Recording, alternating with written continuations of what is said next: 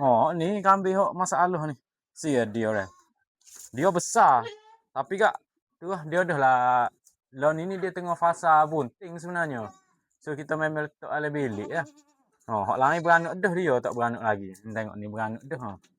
Dia ni tak beranak lagi tapi hari ni dia ada masalah. Tapi sebelum ni pun dia memang ada masalah kurak lah. Oh, badan dia ni ada kurak sikit. Oh, jadi saya cucuk dah. So hari ni dia masalah lain pula.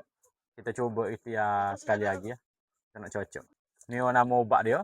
So ubat dia simple je. Kita cocok dalam daging pun boleh. IM boleh ataupun subcutaneous lah. Bawah kulit. So saya ambil cara mudah lah. Ambil bawah kulit je lah. Bawah kulit ni sangat simple. Awak cobek je kulit dia sikit. Lepas tu jarum ni jangan gini lah. Jarum ni kena duduk gitu. Okay. Bismillahirrahmanirrahim. Allahumma salli ala Muhammad. Tengok dia nak bangun pun tak cekak dah. Tekan ya. Okey. Boleh pecek sampai habis. Ubat ni dia pekat sikit lah. Payah sikit nak masuk. Okey, selesai. Beres. Alhamdulillah. Saat ni kita terakak dah.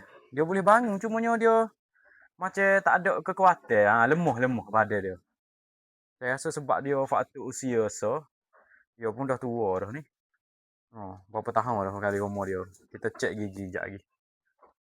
Sekarang ni kita rusing anak dalam kandungnya dia dah. Kita takut ada masalah. Anak dia mati ke. Tapi pakat doa lah semoga anak dia masih hidup. Dia sempat melahirkan lah.